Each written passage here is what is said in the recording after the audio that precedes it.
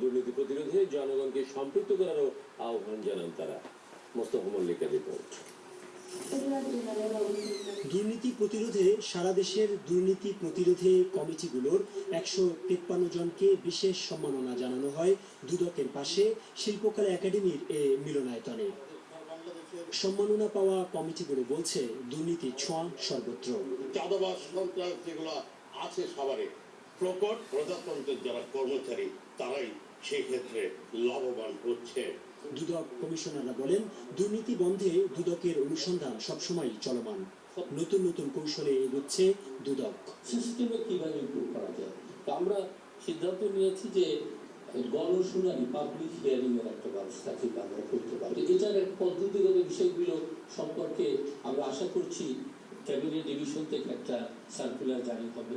যদি আমরা প্রতিরোধ কাজকে এগিয়ে নিয়ে যেতে পারি, প্রতিরোধের কাজে যদি আমরা সফলতা অর্জন করতে পারি, তাহলে সেটা দমনের ক্ষেত্রে সবচেয়ে বড় ভূমিকা রাখবে। দুদক নিয়ে সমালোচনাকে স্বাগত জানান দুর্নীতি দমন কমিশনের চেয়ারম্যান। সমালোচনাকে কোনোরকমই অবহেলা করা ঠিক না। আমি মনে করি যে সমালোচনা হওয়া উচিত। সমালোচনা না হলে আমি কোথায় ভুল করছি সেটা আমি বুঝতে পারতে পারি না, সেজন্য সমালোচনা করবেই অনেকে। অনুষ্ঠানের অতিথিরা বলেছেন, দুর্নীতি দমনে সবচেয়ে বড় ভূমিকা পালন করতে পারে গণমাধ্যম। দুদক যে কাজগুলো করছে এর সাথে আমি মনে করি মিডিয়া একাত্ম হওয়া দরকার, সাংঘাতিকভাবে একাত্ম হওয়া দরকার।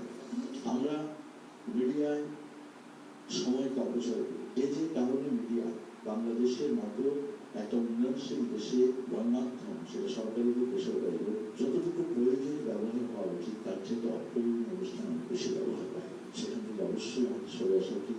সত্যি সত্যি দেশ থেকে যদি দুর্নীতি দমন করতে হয়, মিডিয়ার একটা অনেক বড় ভূমিকা এখানে আছে, যে ভূমিকা অবশ্যই এদেশে অন্যান্য অঙ্গ প্রতিষ্ঠানের মধ্যে মিডিয়া করবেন না।